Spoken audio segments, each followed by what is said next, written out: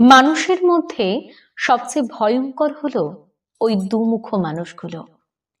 আমাদের কিছু বন্ধু আছে দেখবেন, যারা এক গ্রুপের সাথে মিশে একরকম রূপ ধারণ করে, আবার অন্য গ্রুপের সাথে মিশে আর এক রকম রূপ ধারণ করে।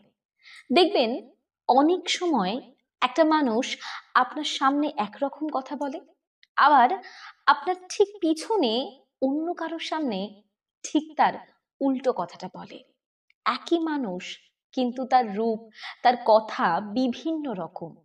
এই রকম বন্ধু, আপনজন, আত্মীয় স্বজন, পাড়া প্রতিবেশী, মুদ্রা কথা এরকম মানুষের থেকে সবসময় দূরে থাকবেন। কারণ আপনার মনে হচ্ছে হয়তো আপনার সামনে এসে আপনার অনেক বড় শুভাকাঙ্ক্ষী, কিন্তু যেহেতু তাদের অনেকগুলো রূপ থাকে, হয়তো তার অন্য কোনো রূপে আপনি তার সব থেকে বড় শত্রু।